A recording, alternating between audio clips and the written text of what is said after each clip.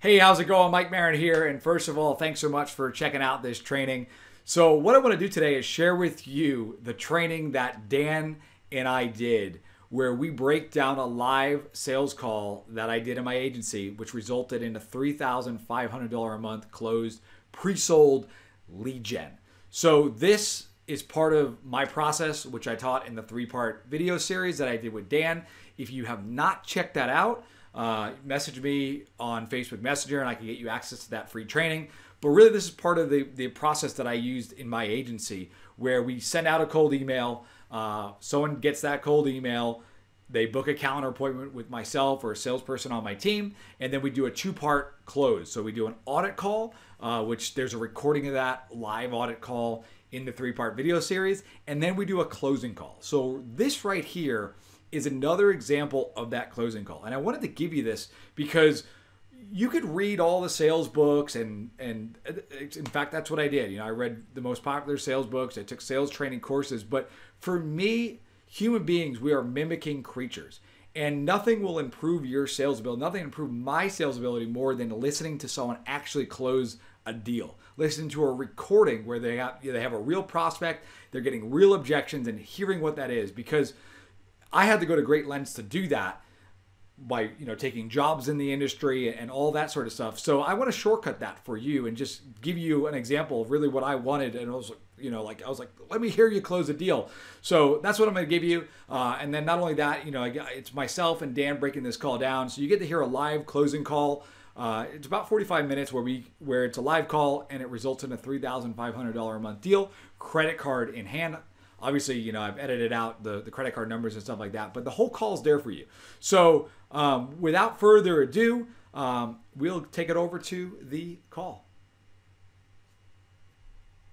For those of you guys that don't know Mr. Michael Marin, I've had him on a zillion times. Mike also, if you're brand new, Mike has, in the same world of lead generation, he's kind of went in just a different route that we go. So some of you guys that have been in this group for any amount of years, we've had this group open since 2014. So it's been around 7 years. So from time to time, we bring people on that are in the same space, digital marketing, but maybe they go about it a little bit different approach.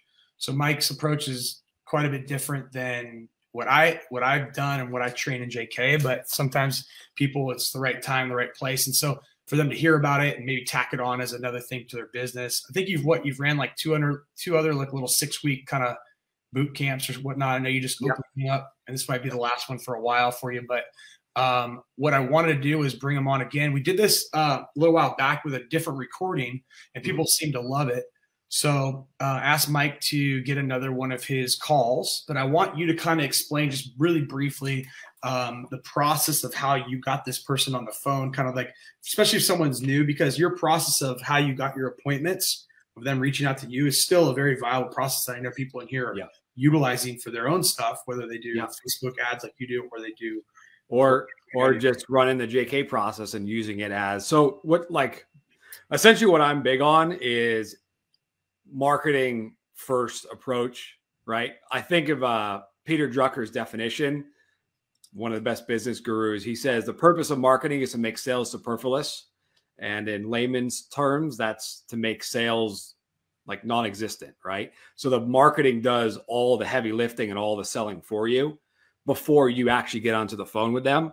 Yep. So my cold email process, that is essentially that. It's emailing out, directing them, instead of saying, hey, buy my stuff. Hey, I got leads. Hey, kind of what everyone else does. It's, hey, I just made this quick training for you. It's going to show you how to get this result you're after. Check out this video I just made for you, right? So instead of that, and now that's much more, they're not on guard, right? They're not like, hey, this is a salesman trying to sell me. This is a dude sending me a free video with helpful information. I call it education-based marketing. And then essentially what it's doing then is getting them to watch a 10 to 15-minute presentation, which then, is building their trust and desire by educating them on how my solution is different, how it works, and all of that. And then after that, it's then redirecting them to book onto my calendar. Correct. So I think a lot of people that I talk to, over the years of doing this, you gotta kind of find your prospecting mechanism that suits your personality types. So, you know, like I talk about it in the training a little bit about the levels of, you know, risk versus reward. So results in advance types of prospecting where you're giving them the thing that they would be buying from you so they can kind of taste it, call it like the Costco, the lady that gives you the samples, you know, you have to kind of try before you buy, you know, as a prospecting mechanism that works really, really well. As well as, you know, a zillion other things. Eugene Review, Mike does cold email, you know, Facebook groups. You know, I'm not a big fan of cold calls. They're very uncomfortable for me. So it's not something that I try to spend my time. I hate cold calls. Oh, they're the worst. But, you know, there's something about when someone's reaching out to you saying, hey, I'm actually interested in what you're offering. I'd love to get on the phone with you. It's a lot warmer of a call. Yeah, so Mike's process that he teaches in his Force 42 is the cold email technique of how he scrapes lists, has a seasoning mechanism that he uses to season up the emails. Cause I think you go from like some different ones, like some of the free ones, right? Don't you use like Gmails and Outlooks and things like that? Yep. So, you know, Mike's got some good stuff. This is a call we're going to break down for you guys. So you guys can hear a live sales call of Mike closing a deal, $3,500 a month for leads. So it doesn't matter if you have the leads coming from Facebook ads like he does, or if you have them coming from your lead gen properties like we teach you. This is a way that, and this is you're going to hear him live, and we're going to kind of critique and break down. You guys can ask questions if you need. But listen up, because this is good stuff. This is live in the trenches, real closes, and you can kind of hear objections, how Mike handles them. We'll pause it, and then we'll kind of talk it over with you guys, and let's get it started. Yeah, let me just give one little preamp. So essentially this is, if you guys go back, there's another presentation that Dan and I did. If not, reach out to me and I can send you, I'll post a link, or reach out to me and I'll send you a link to the past lives we did. But like Dan was saying, it's a cold email. They've watched the video, right? And what that video does is they come now pre-qualified, pre-motivated, and pre-qualified, pre-motivated, and pretty much pre-sold. Then what I do is I do a 2-call process. The first phone call that I do, which is not here, that's directly off the cold email. It's a quick 15-minute phone call. I call it my audit phone call. There's an example of that. I follow the same script pretty much every time. So if you look back at the past lives, the niche I was using there was NeoGraft. And essentially that quick call is like, hey, how you doing? You know, let's spend 15 minutes, see if this is a fit or not. If it is, we'll schedule another phone call, which I call the planning call, which is the call that we'll have recorded here.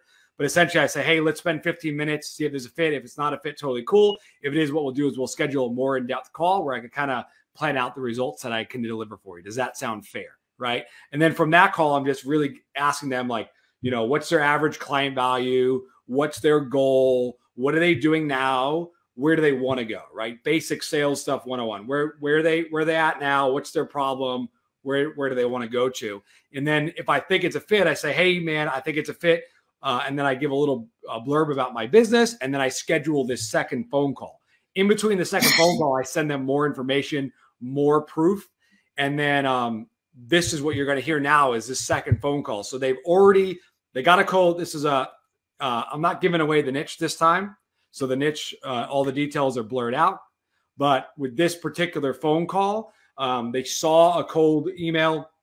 They watched a quick 10-minute presentation. They booked on my calendar for the audit call. I did a quick 15-minute phone call, same script as the one with the NeoGraft. And now this is the planning call. So with that said, you guys can listen to the full planning call and see how that goes. All right, let's go. And then I'll get to the questions. I see some questions in there. I'll jump on the questions as soon as we're kind of done breaking this down. But as right now, we don't have an in-house team, but we can refer you to a couple of the killers that have helped other people in the group. They just do a rev share. Jarrett, he's on here a few comments above. Jarrett Miller, he'd be a good guy that's having a ton of success. That's also not afraid of the phone. So that might be if you're sucking at sales. But I do want to make something clear about sales. Like, there's prospecting and there's sales. There's two different things. So there's a big difference if you're going to have someone go prospect for you, which is kind of like what Mike does with his, you know, cold email stuff and this 2-step call that he just talked about. Mm-hmm. And then there's people that have leads set up and Those ones that's just a sale. When you're prospecting and sale, you're generating the lead in the sale. So make sure, if you're just getting started, that you're thinking about some of these different prospecting techniques we're talking about.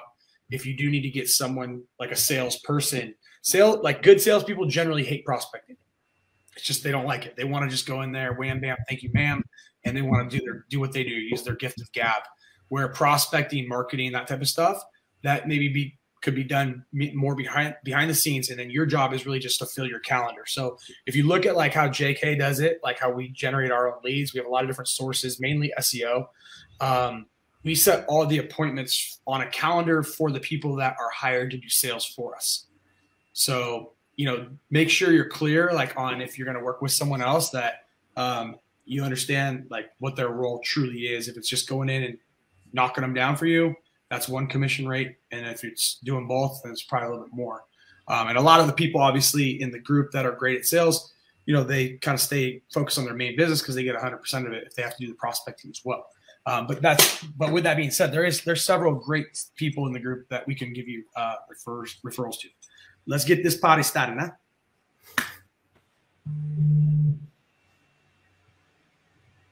You still there? Yeah, still there. How was yesterday? How was today?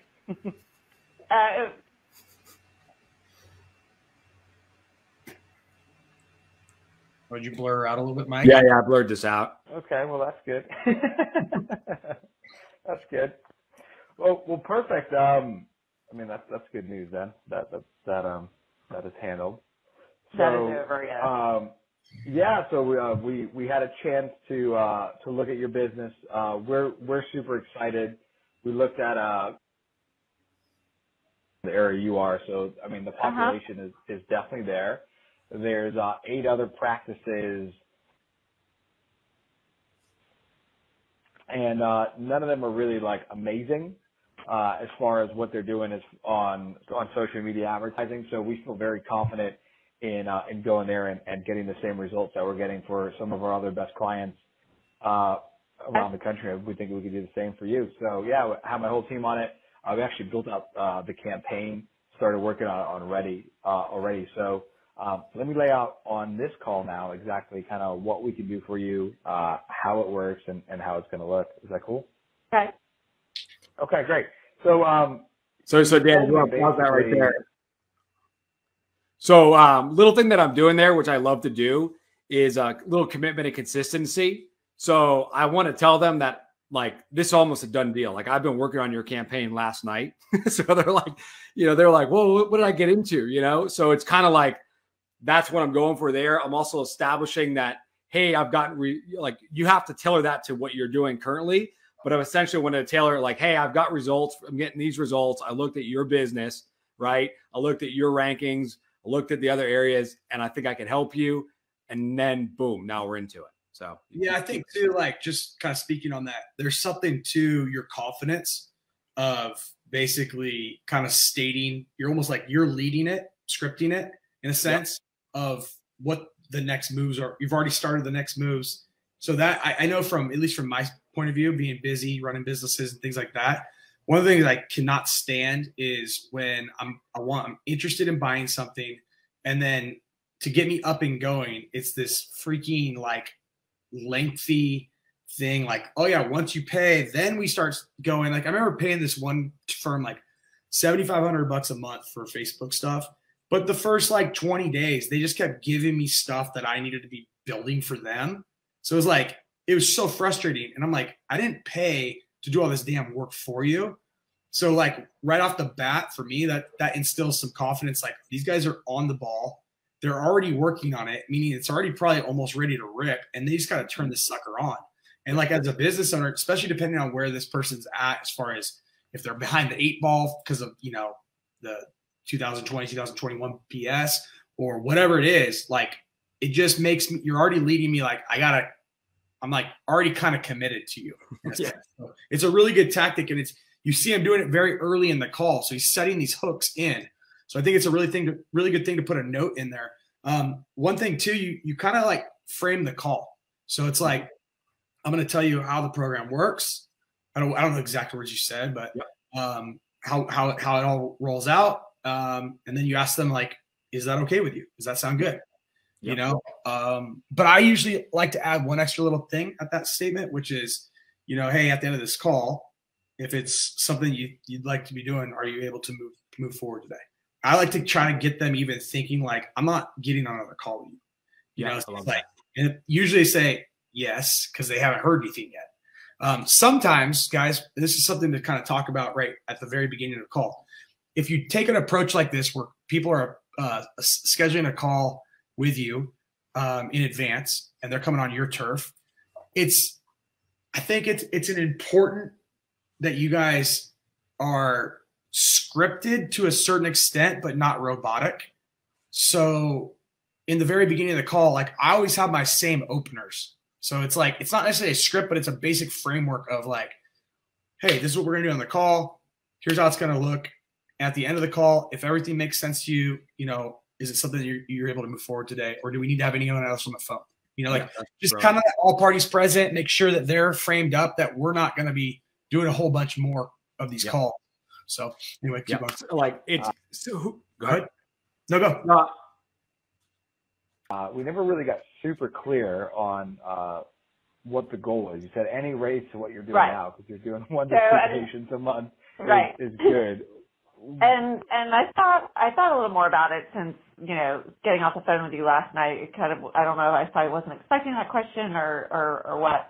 But it kind of goes back to what I had mentioned earlier in the call of, you know, my plan is to get this built up and then bring on an S to really be the main technician and instead of me. And so as I was thinking about it, obviously the goal would be to, you know, be able to hire an esthetician to take over, you know, most of the services and treatments. And then, you know, we're actually down one office staff person as well. And so, you know, thinking, you know, let's let this build to where we can, you know, get both an esthetician and that other office staff, you know, personnel in place. So we can be, you know, handling the leads quickly and all of that, because, you know, Stacy's, you know, got a lot of plates spinning right now. And so that, and then of course to, you know, make sure that we're making the loan payment each month. So I did come up with, you know, some things of you know, the loan payment and then these, you know, 2 new employees to definitely be funded by this. Okay. And how much was that?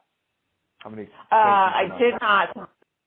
This morning, I did not get a chance to kind of ferret that out, but I was thinking last night that, you know, if we got, you know, 2 people to sign up per week for, you know, just one set of, that 2 people a week would cover pretty much the loan payment. And so then from there, we're probably talking, you know, at least a third to cover, you know, employees a week. Sorry. You mean 1/3? So we'd need 3 new people to sign up each week for you know, at least one treatment of. So if that would be, I guess, you know, typically is it that, you know, what I've learned is typically if you get, you know, 6 strong leads, you convert, you know, 3 of them into consults and, you know, yeah, I did that math there. If you get 8 strong leads, you get convert 4 of them into consults and you would, you know, convert 2 of those into actual paying customers. So yes, I should have, you know, done my math before getting in. That we need like 12 strong leads a week, I guess. Did I do that math right? Yeah, 12 strong leads would get you basically 2 deals, two a week. Right. Okay, so we're looking for 3 a week. You're looking for 3 new patients a week total. So 3 new patients based on your math. I could build out a plan for you based off the number of patients that you need, kind of based off how many leads that you would need to actually get there. So if it's 3 new patients a week, you're looking at 12 new patients a month. from the ads Right. that we do for you. Okay. Right. Which is doable. I'm not going to say it's going to be easy, Yeah. but it's definitely 12 is definitely doable.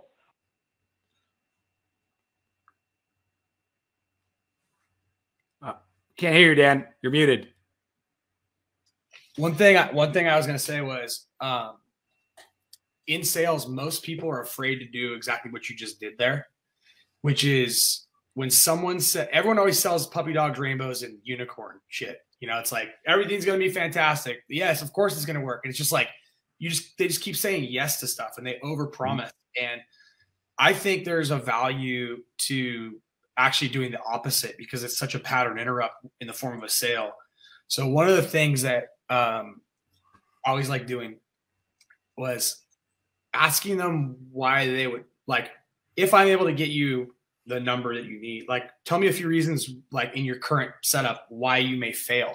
And so then I get them thinking about it instead of like everything being great. I'm like, let's talk about the ways where this could break down. And that's usually what a salesperson will never do is call out the elephant in the room. But it's so powerful because they're not used to it. And it builds instant credibility that you're not just some person that's just pumping their chest, telling everyone it's going to be fantastic. You're like, yeah, that could probably be really hard depending on, whatever. Let's talk about it. You see what I'm saying? Like, I just think it's a powerful thing. I train it in a lot of the sales training I do for our sales team to just bring out the elephant in the room and talk about it because no one does that. So I don't know if you have a strategy specific that why you do it. Yeah. I just call it mixing in reality. So I think if you look back to the 1950s, everything was like sales is a transfer of emotion, sell with hype, woo, it's going to be fantastic. And I think that they're like what you said, the best salespeople I've ever heard have always mixed in. I call it mixing in reality, where it's like, let's get the concern, like just what you said. Like one of my lines is like, I always like to say, I have a concern. Like my concern is this, right? Because like most of the sales stuff is hype, right? Like we're benefits, we're promises. So I always love to then take back that big proof claim of like that big benefit claim with some proof. And one of the proof elements is candor, which really just means total honesty and total reality. And that's why I always like to bring that in. It's a proof element, what I would consider a proof element. You're just doing, instead of the marketing, you're doing it now on the sales call. Well, the other thing too is like people don't want to be left out of stuff. You look about any club, any group, country club, whatever. It's like when you have to go through any sort of process and you have to qualify yourself to them, you start subconsciously selling why that won't be a problem. So if it's like, hey, I got a real concern. You said that the gal that's going to be taking the phone calls is wearing a lot of hats and she might not be fully focused. And I just want to be clear, like how quickly will you be getting back to these leads? Because, the average close rate goes up 2,100% if you get to it within the first 3 to 5 minutes. So is that going to be a problem? And then they're going to start selling why it won't be. Exactly. And now they're trying to get in the cool person's club or whatever, So let's keep it moving. I mean, there's other practices that are doing it. You're probably going to add, you're going to need probably a little bit of the snowball effect for that to kick in, as well as going to, pumping in a little bit more volume than is usual. So, okay, I kind of got it. So really you want your hands off of this is what I'm saying. You kind of want the machine paid for, so that's taken care of. It's not losing you money, and you want someone else handling this full time, another esthetician, so you don't do any of this. Right. I mean, I wouldn't mind doing some, but I don't want to, build all of this and then all my time be spent instead of seeing, my actual wellness patient. Yeah. Okay. Got it. All right. So here's then. Let me ask you this: if we were going to get you 100 people inquiring, 100 leads a month, realistically, you kind of mapped out some conversion. What is that going to look like in terms of close rate for you? Well, so now I'm confused. So to get those 12 patients a month, what I've typically learned is that you need to have 24 consults that you typically convert 50%. And so, that's the math I was doing. I think we were doing it in opposite directions. Okay. Yeah. Got it. I mean, let's say out of 100 inquiries, you close 20. How much is every customer worth to you? I don't think I understand your question. So do you understand the Tommy, process listen. of what we do? I mean, So they're online inquiries. So kind of so I'll give you kind of the Salesforce.com. They do. I think it's over $1 billion in revenue, something like $100 million a month, something crazy like that. And then obviously their software has the ability to track all this stuff in super detail. It's not even funny. What they see for online inquiries, which would be what you'd be getting from us, is, and obviously I think ours are better quality than anywhere else, just because of the nature of how we generate the lead. Obviously, they're not going to be as good quality if it was a Google AdWords lead where they're further down the buying cycle, but those leads don't even exist because the awareness is not out there.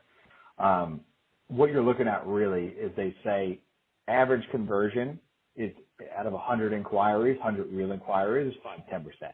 Good conversion is 20%.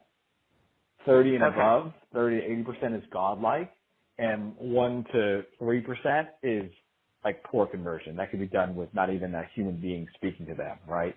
That's just kind of like those give me sales, right? I mean, if you run enough ads and tell people about what is, you'll get 1 or 2 that right. Even if you have the worst phone handling and the worst sales ever, most likely you're still going to get 1 or 2 clients if we generate you 100 inbound inquiries. Now, if you're following up right away, if you're handling objections on the phone, if you're educating them, if you're really on top of it, and then you're obviously you have a good consultation process and all that, you could see up to a 20% conversion from 100 inquiries. That's obviously if you do everything right, you could even probably see better. I mean, that would get you to those 12. Now, let's say you do 10 out of the 100. That's 10% conversion of 100 people actually inquiring about, to learn more about, get a consultation. Now, are you going to connect with every single one of them? No. Are you is everyone going to show up for an appointment? No. But the idea is if out of 100 people inquiring about it, however the numbers work out, it's, they're based off for millions of leads. It's an average decent conversion, just following good procedures. You should get about 10 of them, right? Okay. So that's kind of, what I was trying to get at, to build a plan for you. So, I mean, 100 leads, done correctly, done everything right, a law of large numbers, because this is a bit of a volume play that we're doing here when we do social media ads. When I've done this for myself, it's the kind of thing where, 5 leads come in and they're crap, and the next 5 leads come in and they're like amazing. And then you're like, you think you're rich, and all of a sudden the next batch is 5 that are horrible, and you're like, the leads suck, And then another person comes in, they're like, here's my credit card. You're like, it's amazing. So it's just kind of one of those things. I mean, we are dealing with averages and that kind of stuff. I mean, that's just the nature of these social media style of ads, and I think we do them better than most. And what I do obviously is guarantee them. But I mean, let's assume that you convert 10% of these leads. How much revenue is that in your back pocket every month? I mean, average what is a customer we think we worked out was worth $3,600 was the average that you were doing. Right. I mean, that's what most of the ones that I have converted recently have been about $3,600. And that's amazing because that's really high. I mean, the average is 2,145 for patients. So you're well above the average. But I mean, even if that was the average, that would still be an additional 2,000. Let's call it 2,000. Because I don't know if you're going to be able to keep up a 36 average, 3,600, unless you're just better than almost every practice that I'm working with, which you could be. because the patient value of 3,600 is pretty high. But let's say you do half of that, you convert 10 of these, that'd be how much? 10 times 2,000? $1,800.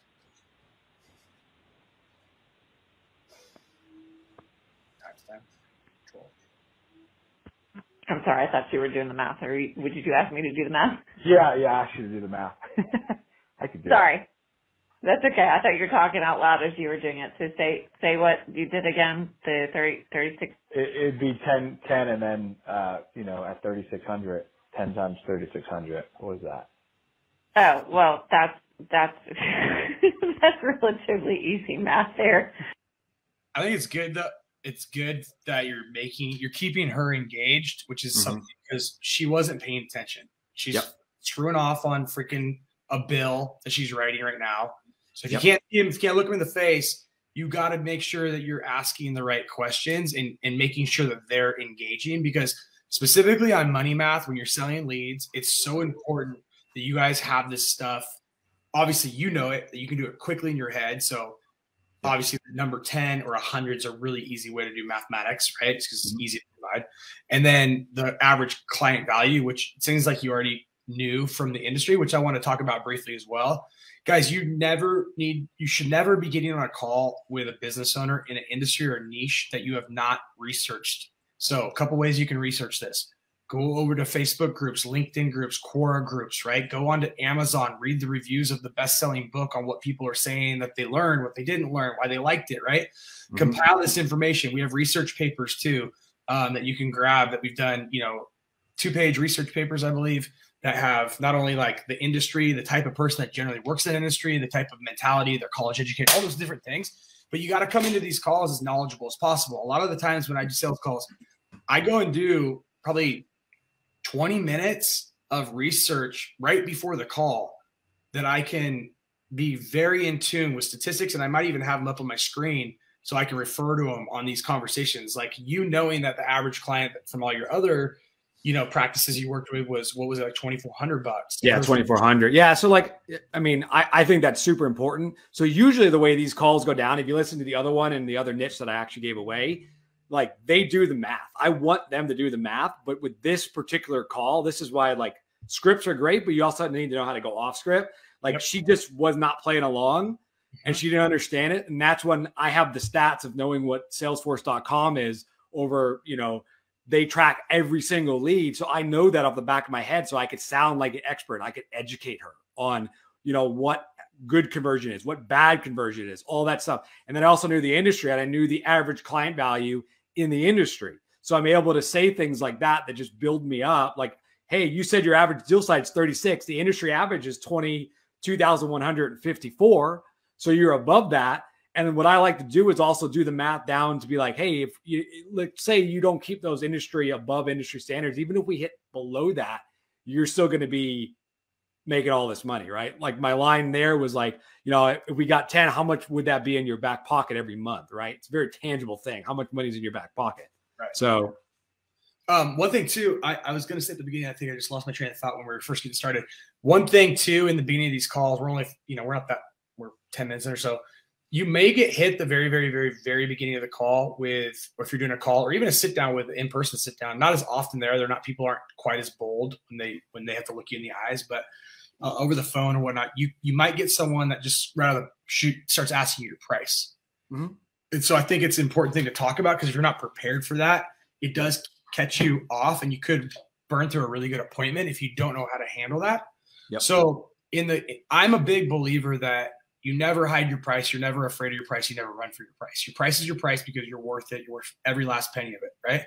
And so when I get hit early on with the price question, it's not even an objection. It's just they want to know. And you got to remember too, sometimes we get into our head because we're in this mode of like this pretty new little pet and that's your sale and you don't want to ruin it, like Tommy Boy says, and you got to understand that some people, that's just the way their brain works. That they get on and they want to have some context to while they're going through this phone call with you of where it's going to be. So it's really all how you lay it up. And there's a couple really good word tracks that I've used over the years. You can kind of play with them however you want, depending on the situation and exactly what you're selling. If it's a flat fee, if it's paper, whatever it might be, right? But like specifically, we get the question a lot on our calls for like JK. And so one of the ways we handle it is we just tell them what the price is, our retail price up front. And then we let them know that we have a few questions that we're going to go over with them. And we have some different programs that we're running, scholarships and whatnot, and based on, their certain situation at the end of the call, whichever ones that they are going to be approved for or that they can get access to, we'll cover that. But let's first make sure what we got for you is what you want, because those scholarships and promos that we're running right now don't really matter if it's not what you want. But it gives you a way to kind of like stick them to the ceiling with a price point. Let them know that you got some really cool programs that you want to discuss with them at the end of the call that that don't completely line up with the price tag you just said. Maybe it's some specials you're running for the month or a promo you're doing, whatever. But I think where people screw up a lot is at that point in the call, if they do get hit with a price question, they fumble the ball right there. And they start saying, well, let me see if you, and then it's just like combative right off the bat. You're holding stuff back from them. Like you got to hold them hostage on the phone. I would never be afraid of someone asking you what your price is.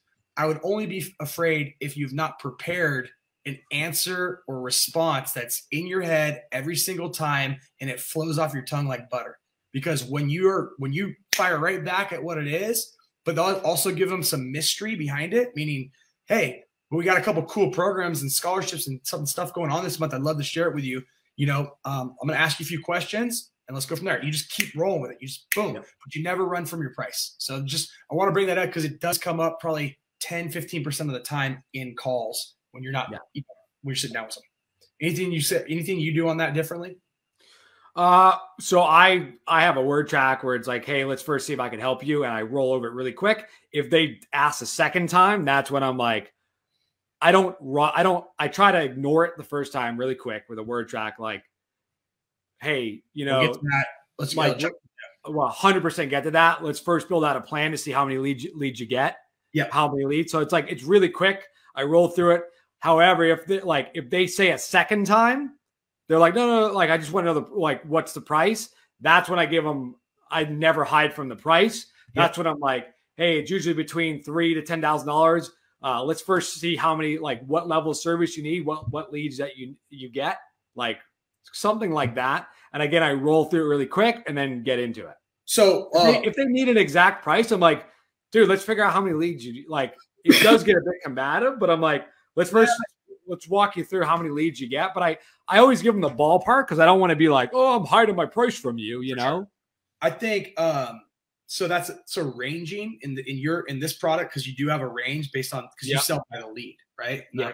People don't know that, but he sells by the lead, like packs of 100 leads, whatever, I don't know, $3,500 or $5,000 or whatever you charge, right? And he guarantees that many leads for that price. So he's selling a very specific commodity based on the amount of quantity. Where like on a physical product, let's say it's like, this Apple computer or whatever, there's a price, there's an MSRP, right? And the price is the price. And there may be, some discount wiggle room, if you went to Apple, probably not Apple, but you see what I'm saying? So depending on your product and your service that you're offering and how you're offering it, whether it's by lead or a flat fee per month, these are some different strategies. Ranging, which is what you just did, ranging is one of my favorite things as well, because when you can range, well, in the car business, one of the things they taught us it's called a bubble. Okay. Some people maybe were in the car business. So what you get in the car business back when I was doing that is you get a lot of people that will come and price shop you, because a Toyota here is the same as a Toyota over there and over there and over there. And with the internet, people tend to go and shop a lot of places. Right. And so a range, because there's especially at the very beginning of a conversation, there's so few details discussed at that point from both parties. A range gives you a way to kind of like go on the very lowest end, especially if you know your industry and what other products they may be looking at, to the very upper end, which might stick them to the ceiling and get them, like going, maybe really thinking like, well, I don't want it to be that much, but I could totally afford that lower end. So a bubble was someone would come in and price shop you, and that's all they cared about because it's a commodity, brand new car. And you would leave them out on a bubble that no one could sell that car for by ranging them. Like, hey, they'd be looking at a $25,000 car. you go back and forth, and they would never commit, never do nothing. And you say like, hey man, but before you spend more than like 18 grand, just give me a call. And in their head, you just stuck 18 grand in their head. And then they go to every dealership and try to get it for 18 grand. They get blown out of there, usually treated like a complete jerk. And then they're coming back and you're like, yeah, the ones for 18 grand, they have the roll up windows and the heater. But I mean, it sounds like you're really priced. Like they have no AC, you know, the whole thing. It's like this stripped down base version that you can't even get. But it gave you this range to work with them to get them back. You know, so those are some different kind of strategies when you get to pricing, depending on the product or commodity you're selling. Okay. Yeah. Let's keep going. Making sure you're still paying attention. Yes. Sorry. Got it. That would be essentially the plan of what we would do. Gotcha. Right? Now, even if your customer value, to be honest, I don't think it's going to be that high because you're charging $1,600. I think it's going to be, you're going to probably come in more to the average of what this, Cynosure says, which is about $2,145 per customer for that treatment. You know, obviously multiple treatments. But then if you have other procedures, that will go up a bit more. But even if it's $2,000, that's an additional $20,000 a month. Right. Right, 21,000. So, I mean, if that's something, if I guarantee those 100 opportunities for you to do that and get a 10% conversion, is that something that you'd want to do every month? Absolutely. Okay, perfect. That's the plan. So, I mean, obviously, my only concern ever when doing this is, we work on an exclusive basis.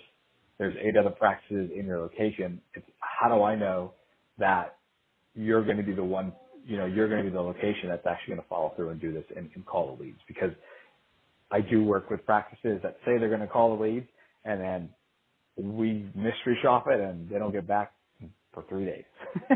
I guess they're sitting around watching daytime TV or something like that. So I guess are you going to make these leads a priority? Because if you do, we're going to make a bunch of money together. If not, it's not going to work. No, I mean, it's definitely a priority, so I can sleep at night, but I also incentivize my staff with bonuses, so it's a priority for them too. Okay. All right, perfect. All right. I mean, Mike. Yep. There's a question I want to pull up because I think it's a good question, and we get this a lot, especially when people are first kind of getting rolling in any sort of like their first, B2B type sale, and you start working advertising, marketing. So how do you know how many leads they need to get where they need to be? When she said 12, how do you know we can deliver that? How do you know you can deliver that? So it's kind how of do you know you can deliver the leads? Mm-hmm. I mean, part of it is just that comes from experience running, like for what I do, social media ads is what I was kind of like fronting here as the front sale. Part of that just comes from knowing that you have a system for running ads in that space, which I did at the time on this phone call. This is one of the niches that I'm in. So without a shadow of a doubt, but always when I was starting, and I've answered this question so many times, it's a great question to my people. I think of leads as like a hamburger, right? So I'm willing to take the risk on my end because part of entrepreneurship is risk. I'm willing to take that risk to get a competitive advantage. And then if I can't deliver on that, because I have a guarantee, I refund them. It's just like if you went to a catering company and you said, I want 100 hamburgers, right? And the catering company goes and they get you 2 and they go, hey, here's the deal. We only had 2 hamburgers, but I'm going to give you your money back for the other 98. For me, I'm fine doing that every single time I make a deal, every single time I make a guarantee. So I am always willing to guarantee that I could do something to give me that competitive advantage to selling it. And as you'll hear in the close, I'm always willing to give their money back if I can't deliver. And you're specifically saying deliver the amount of opportunities for them to then get on the phone and close.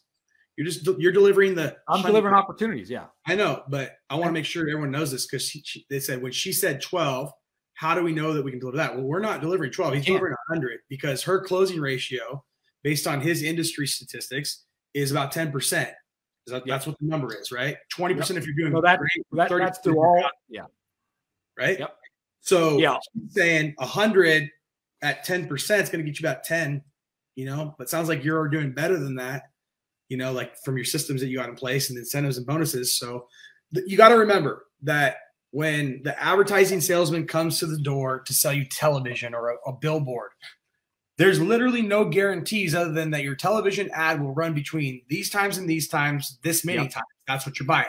Now, if your ad sucks, there's no guarantee that you're going to get any clients if you run a really, really crappy ad. That's why a great TV commercial can go viral. It can go huge, right? And that's why you can go look at some of the best commercials of all time.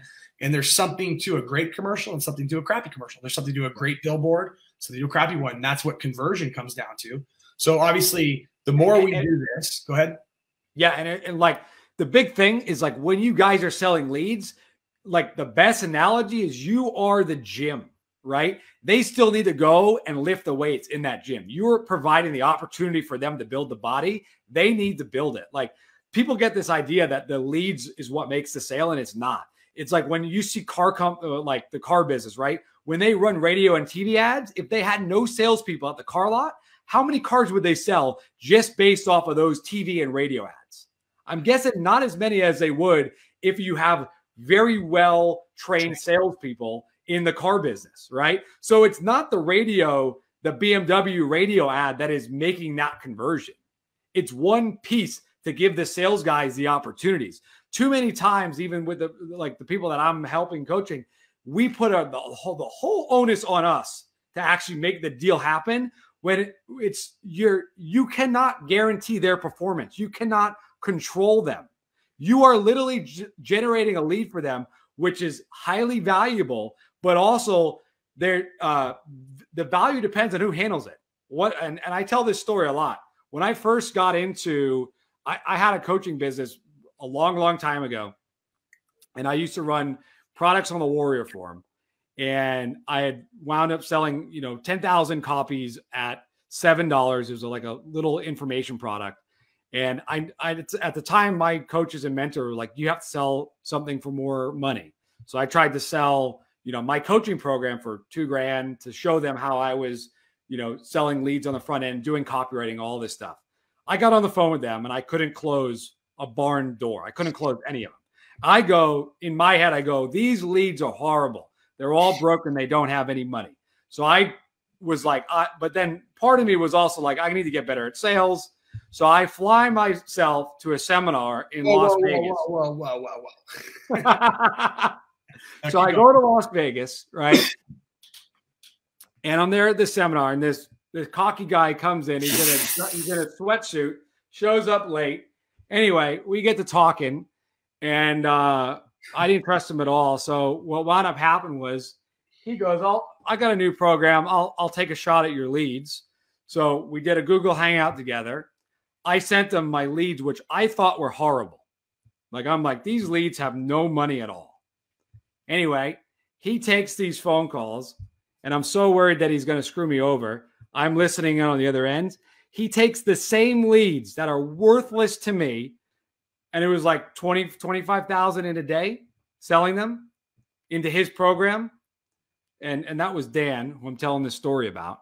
But it just goes to show you, at that point in my career, those leads, which I thought were horrible and I thought didn't have any money, another person was able to convert those into $20,000, right? So the big moral of that story is it is not like when you guys are doing this stuff, you're setting up the opportunity for them, and you got to get that real straight in your head. It's up to them to close it. And you need to make that really clear when setting the expectation, which you'll hear me do, right? If you don't call these leads, let's not do this. If you don't have a process, let's not do this, because I don't want to waste your time. I don't want to waste my time. I'm in the business of making people money, and I want to make you money. And if you're able to handle these, if you got a good sales process like you're telling me to, then we're going to make a whole bunch of money. And that's the frame you need to set. It's the elephant in the room again. It is. Yep. You're framing them up with things that are going to happen, objections that will happen, because every business has that panic mode where they think the leads are shit, but maybe it's their ability to work them on the phone or do what they got to do. They're just not as refined in a certain area. And so if you don't call it out, you're leaving yourself up to being the only person that is to blame for them doing well or not with the program that has maybe done very well for the guy or gal down the street. That's a well-oiled machine. They got great people, they got a good system in place. They got great reviews. So if you don't call these things out, make no mistake, people they'll always find a way to blame someone else. Very few people take responsibility for their actions.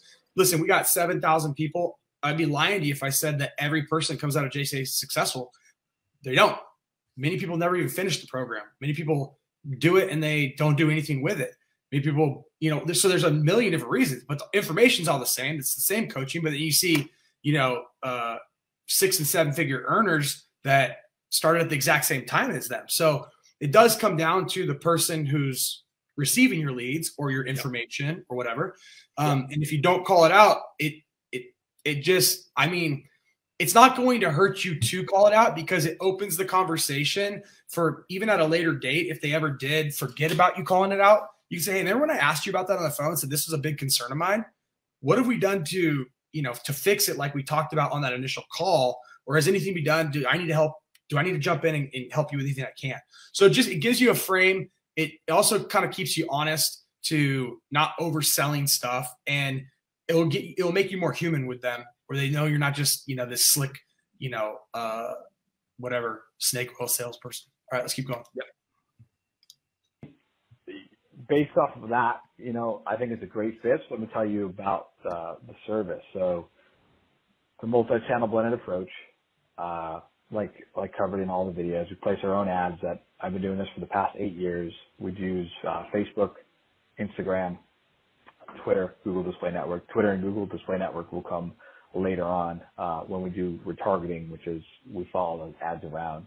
We follow them around, basically, the internet. I spent over $2 million doing social media ads. I think I'm one of the best in the world at this. And that may sound like hype, but the proof is I'm the only one that offers a guarantee. The way it works, we run these ads. People respond. They get educated on what it is. They fill in that you get their name, email, phone number, they want treated. Once they submit that, you guys call them up, get them scheduled in for an appointment, take them to the appointment, turn them into new patients. The offer that we run to entice people is it's a $500 off gift certificate, and that's for a minimum number of treatments. So it could be 2, it could be 3, and that's always off of the retail. So whatever the retail is, basically the idea of that is just to get them to raise their hand. And then once they've raised their hand, said I'm interested, you can get as creative as you want with the pricing. Our job is to get you people in the door, so rather than rather than 1 or 2 patients and you guys kind of spinning your wheels, figuring out where the leads are, it's to make you guys busy and to get patients in. And that's pretty much the way that we do things. Do you have any questions on the actual service itself and how that works? No, I mean, it would be great if you could send a video so I could see examples of what people are seeing. Yeah, I could certainly show that to you. I could show you kind of a sample. We don't actually share. I don't actually share the very specific campaigns because, again, I've been doing this for 8 years and I have had people knocking off. Right. I mean, even I have this guy who's literally copying everything that I'm doing at the moment, and I don't know even how he's finding my stuff, out to even the emails that I send out. So I don't share the exact specifics, but absolutely. So we have a solid lead handoff. You guys will get all the information that you need so that you understand what the customer is seeing, so that when it comes in, you guys are speaking the same language. It's a $500 gift certificate. So we're not surprised that's $500. Exactly, yeah. Yeah, exactly. And that they're asking for a free consultation, and that you get to see what they say, which says that someone from the office will reach out to you. I'll even show you the video that we use. We educate them. We actually show a clip of, so they see that social proof of, on a big TV show that it's legit, and then, asking questions about it. And then, the experts answering it. So we'll show you that so that there's a clean lead pass off. The other thing is about 10% of these, month 1, Could be even more. We have sometimes 30% will call up, but once they submit their details, we redirect them to a micro-branded mini site, which is the one-page site that we host on our end, and it will say thank you from Rachel Holmes. Here at thank you from the team. Someone will be reaching out to you to activate your gift certificate and get you booked in for your free consultation. In the meantime, if these are first come, first serve. If you want to make sure that you get booked in for a consultation and that you claim your gift certificate before others do, call this number. And about say 100 leads, you'll get about 10 to 20 inbound phone calls, and we actually set up a tracking line. We call it the line, where they'll dial into your office line, and it will be recorded. And also it'll say as you pick up the phone, there'll be a whisper, and it will say this is inquiry from. So you'll get those inbound phone calls, and those obviously are the hottest ones. Those are we expect you to pick those up and book them and get those people in, because those are the ones that are calling in. So we're able to do that. And as the months go on, we do, once a lead submits their information, we do follow them around with retargeting ads with that special tracking number, so we get more inbound phone calls coming into you. Gotcha.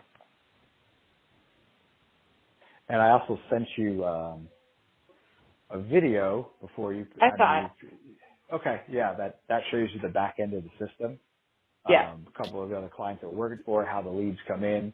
That's the tracking sheet that we share, and you can see just the leads come in. I'm gonna pause real quick. If you guys were on Thursday's webinar, we released a bunch of new updates for CallSling. Me and Tyler kind of went over that, and that whole back end of CallSling, there's an app now you guys can download on iOS for free or Android for free. Your customer can download it. You can make them a user account in CallSling, and there's an entire dashboard now that you can show them all their leads, their phone calls, all their email submissions, their SMSs that came through it, and even the widgets being added as we speak. So that dashboard and the app makes you guys look really slick, that you have the system. It's a well-oiled machine. They get their own logins. So if you guys are kind of like going like, well, what does the system look like? That's a perfect, just got finished on Friday. It's a perfect dashboard to be shown off. We're also taking all that data, and there will be individual dashboards for every Snap site as well, so that when your customer for your lead gen properties on the stuff that we do, they'll have their own login where that data will be pulled in, so they can kind of see a lot of different things in any different place that, assuming they're logging into their Snap stuff with their user account. But between CallSling and that, you guys got some really good ammo that makes you look really pro for that kind of a question. I'll keep going. So you guys can log into that. You have a record, and to the right of that, there's kind of a built-in spreadsheet of the best procedures, so you can mark when you contacted them, when they scheduled for an appointment, if they bought or not. Gotcha. Does that make sense? Yep. Okay. Any other questions? No, it seems pretty straightforward. Okay, cool. So billing simple, really simple. The way it works is we charge for those 100, and that's a 100 minimum. So obviously we shoot to get you way more than the minimum, but you're guaranteed 100 real inquiries. Again, if there's fakes or anything like that, because people do submit fake stuff online, believe it or not, that's to try to get free stuff or whatever. Those don't count. We don't mark those. It's like it never happened. But for 100 real inquiries of real people that have filled in their real data, we guarantee a minimum of 100 of those for that. The way it works is we charge $3,500 a month with the aim to make you that additional $21,000 a month. Right. If at any point we don't get you those 100 leads, which is totally guaranteed, we don't bill you again until we do. And then after 60 days, if we still haven't been able to get you those leads, we actually refund you in full, so that's absolutely zero risk. I'm sorry, could you say that again? I was running some math. So after 60 days, if we don't get you the full 100, we actually refund you in full.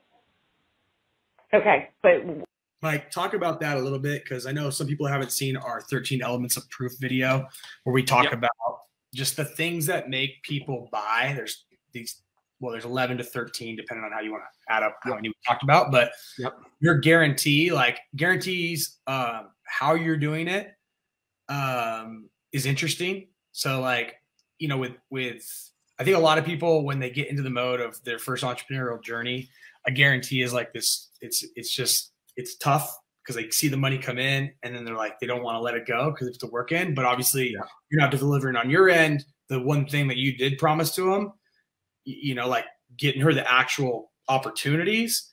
It's a big thing. So it is about how you frame it up and how you talk about it.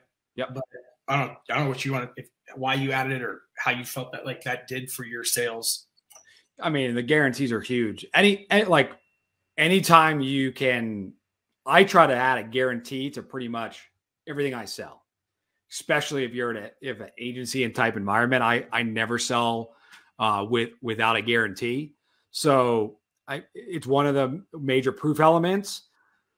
And I feel like if you're like, part of what I'm doing here too is I don't want to make this sound like just leads. You notice how I mixed it up with Google, all the different stuff. I'd say you get a tracking sheet, you get this, you get that. Like I want to make this sound different so they can't do an apples to apples comparison.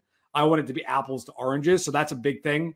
I know I've been working with Trevor, you know, helping him out. And that's one of the things that we're working on is just making it sound different. So that's a subtlety that I'm doing here, but that's very important. And this right here, I deliver on one of the most important sales lessons. Like if I had 10 minutes to coach someone on sales, the biggest lesson is you are the magician and you are the focus of their attention. Like you, with your questions, you focus it. So notice how I didn't say it's $3,500. Stop, right? It's $3,500 with the aim to bring you in that additional 24,000, which is the plan that we just worked out for you. Now their mind's on the 2,100, right? There's still that risk, which is now I want their mind off of that risk and onto the guarantee, right? So that's why I bring the guarantee. I'm like, hey, this is how the guarantee works. And if after 60 days I still can't deliver, then I refund you in full. So there's no risk to you. That's the last line that I deliver. There's no risk to you. Sometimes I'll say there's absolutely no risk on your part. So I'm like, the more you take away risk, the quicker the deals will go down. The more that they're thinking of not the cost, but the value, the quicker the deals are going to go down. So it's all about like directing their focus with your language and with your words.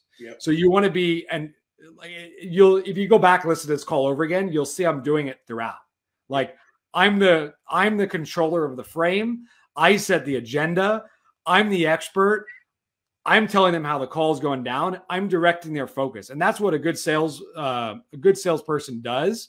And a really great salesperson does in a way that's cool, not pushy, not hypey. Like if you notice, I'm pretty calm and relaxed during this entire process. So I think everyone should sell with a guarantee. And it takes a little bit of risk on your part to sell with a guarantee. But that's what entrepreneurship is. It's about taking smart risk. Check this out. So in the world that we're in, so Mike, being that he does the Facebook ads, it's a very predictable result. Okay. You pay Mark Zuckerberg, takes your money, and he gets you a lead. And it ends up coming in at a certain dollar amount, per conversion. Right. And after you've ran it for a few days, whatever, you kind of got a pretty good idea of what your numbers are going to be. So mathematically, Mike knows like, hey, this campaign that I'm charging this person $3,500 historically on other campaigns I've ran has cost me this much in ad spend, right? You kind of know your numbers, right? Because you've done it. Now the first time through, there's gonna be some testing, but that's not that difficult. Now in our world of organic, when we're ranking on Google, this is where results in advance. You guys can use this same kind of a technique, and you could frame them with, here's how we work. Okay, no risk to you. We're going to start sending you leads. Maybe you have a lead gen property that's starting to get your phone calls coming in. And what we like to do is set you up with the leads, give you them for a certain amount of time, make sure you kind of, get the flow down, understand how it works. Tell us, I like to kind of use the Pandora example, because it works well, of like, hey, over the next, week to 2 weeks, you're going to get some leads coming in. We're kind of like Pandora. So if a lead comes in that's no good, please let us know about it.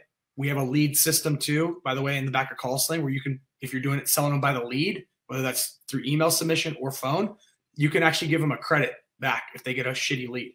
The other thing, obviously, those leads are all tracked. So there's that system in place, which you can explain to them.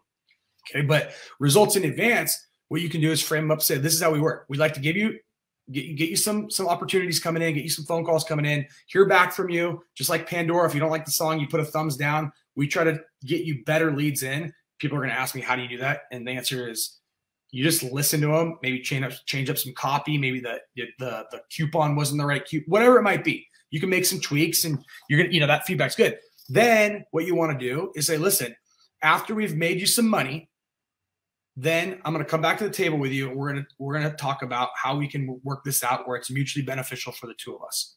Okay. I'll come back with a package price based on the trajectory and volume that we're doing. And we'll come up with something that's mutually beneficial for the two of us. Does that sound fair?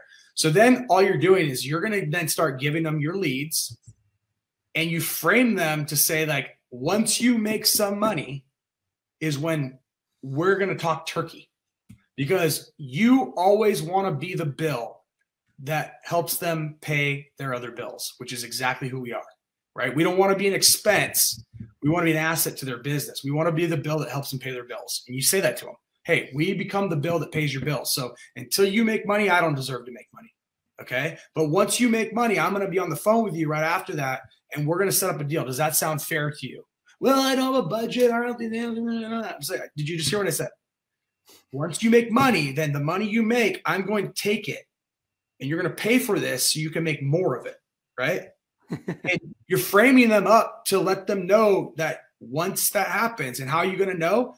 Because every call is recorded. If you're on top of your stuff, you're calling back the leads yourself when you're first getting started. Hey, I noticed that you called into one of our different service providers. Hey, did you get everything taken care of? Oh yeah, we went through, they did great work. Or no, we still haven't found anyone. Okay, well now you can use that same lead and go to their competitor. Okay, because they're going to buy. So you need to be on top of your leads, no matter how you get them in the very interim, because when they strike gold, you want to take the gold. Okay. And so when you tell them that's how it's going to work, you're leading the conversation, and you're kind of using this like no risk or risk reversal type of a technique, much like a guarantee. A guarantee is simply risk reversal. So you're just doing it up front without them giving you the money first, letting them make a couple bucks, and then taking those couple bucks and saying, all right, let's rock and roll. So hopefully that makes sense.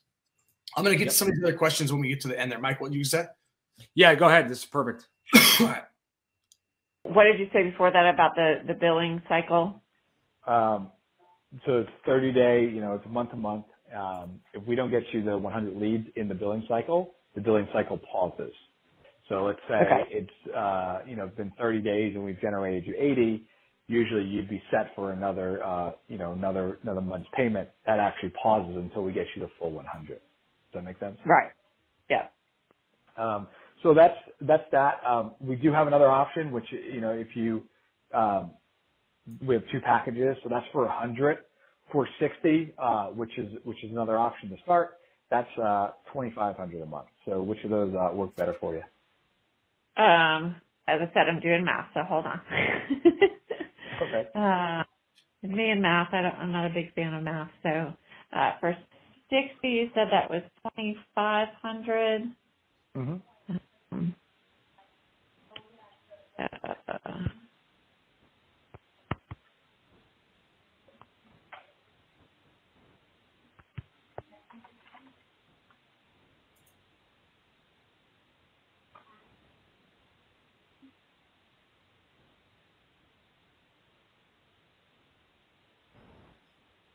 Really don't like math. So there's she actually, believe it or not, I didn't edit anything out. One of my big things is, like, after I make a pitch, this is like an alternative close that I tested out. Hey, would you prefer this one or this one? Right? It's not a yes or no. It's a this or that question. It's like that's the best close is like, would you prefer Visa or MasterCard? So I'm like, would you prefer the 100 at this or the 80 at 2,500, right? And I just shut up. Like that, there's an old sales trainer and Jay Douglas Edwards, and his thing is like, after you make a pitch, you zip it. So like you'll hear this. This is going to go for a pretty long time, and it's pretty uncomfortable, and I am just quiet right now. I love it. First, they say the first one that talks loses, usually. Yep. So this is a real example, and I see a lot of beginner salespeople really mess this up. They start talking, right?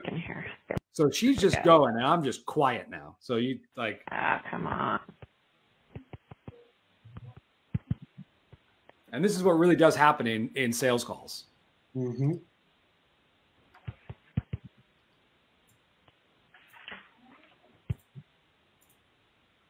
All right.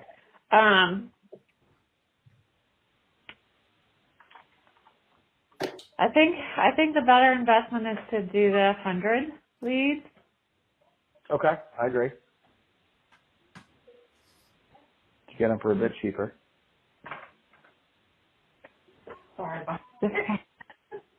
Sorry, someone just walked in and put a note on my desk, so got distracted again. No worries.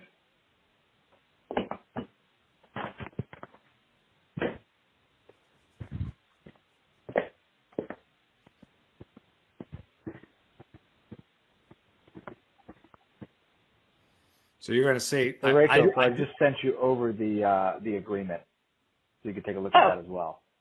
Okay. Yeah, my email here. To info at. Yeah. So, because I do cold emailing, I already had her email, and also I'm just using. You could use anything, Adobe Sign, whatever. This one I was testing out, sending over the agreement, and they sign it virtually. I actually found that it works better if you have them take the credit card and sign the agreement. But I like to test different things on my sales call, including the close. So in this particular case, I was doing a bunch of calls where. Yes, correct. Okay. My God, dude. Stop calling me. Dude, 5 times in a row. I'm like, all right, I'm not answering.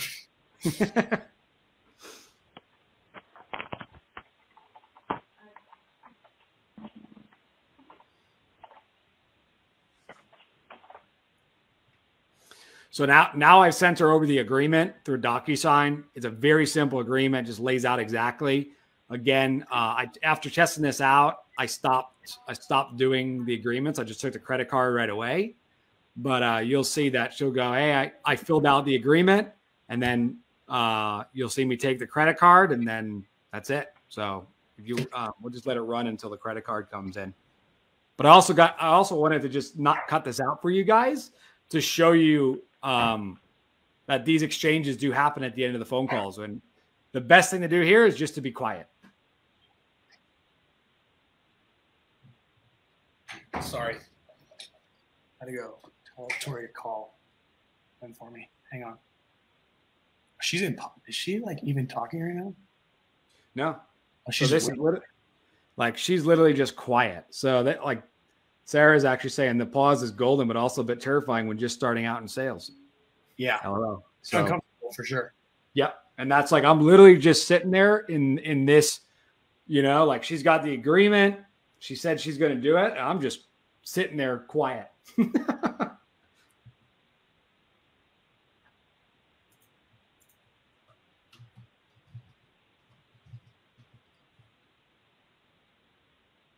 Yeah. I want as many hot seat interviews as closes, no closes, anything you guys got. If you guys want us to critique them, record them like this and let us go through them. I mean, for us, that's the most fun anyway, because it's different situations that are easy to freaking break down for you guys. We've done so many reps. It's not difficult for us to knock this stuff down. Especially I like no closes too. Like when you hear a no close, those are the gold ones that you can say, okay, here's where you might want to change this up next time. Here's where you got a little over anxious, what have you. So yeah, if you guys want to send those in, those would be great. I know Joseph did some a little while back. Those were pretty cool. You have to break those down. Man, this is a long pause. This is crazy. Yep. And again, this is nothing edited out. This is literally just, I don't know what she's doing. She's doing math. Yeah, she's doing something. So perfect. Send it in. I can't see your name on there because I don't think you're connected. But I've had a sales call where and it must have been 10, 15 minutes. And what I'll usually say, because sometimes they'll ask you to call you back. And what I usually say is, you know what? Actually, take your time. I'm going to do a few things as well because I'm getting stuff set up for you on your end. And then boom. And you'll know if they're still alive if the phone goes beep, beep, beep, beep, beep, and they hang up. Yeah. That happens too. Yeah, I've had plenty of people hang up on us. What is the phone app for recording to a Word document called? So I use Tabacall Pro. No, just use CallSling. Oh. You can call out from CallSling and it records it all. Just download the app. You can do outbound calls. All right, looks good. So she's back.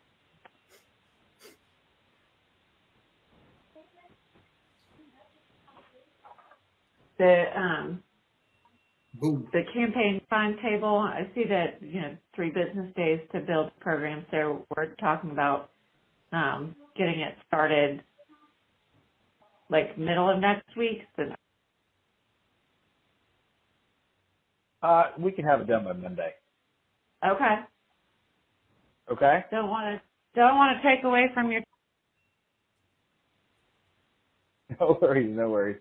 We'll have the guys on it on Friday for you. So it'll be ready for Monday. Perfect.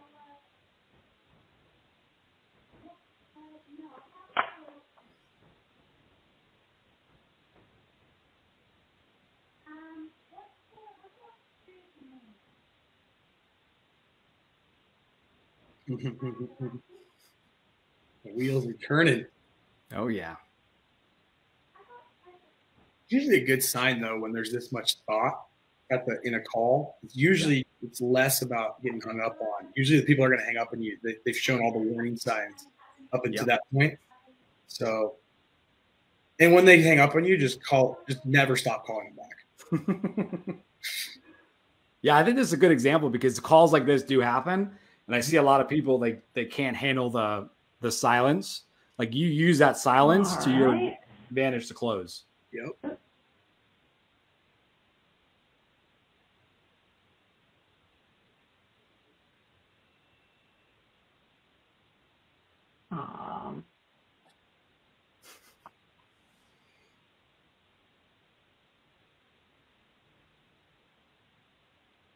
So she made some noises, but I'm still quiet.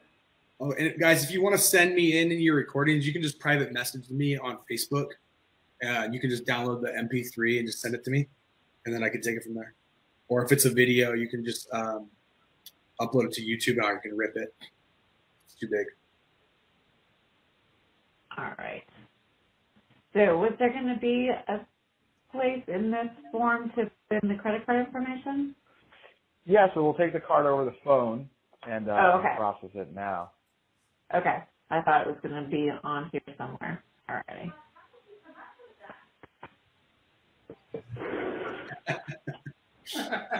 All right. So that should be on its way back to you.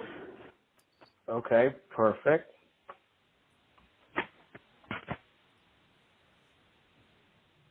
You still there, Rachel? Yep. Okay. I am ready when you are. Okay. All right. So 4147. Yeah, and just like that, that's the card number in. So obviously I blurred this out so we don't put our credit card over the internets. Yeah, why not? Expiration July 20. Okay. And then what else do you need? The CVC code?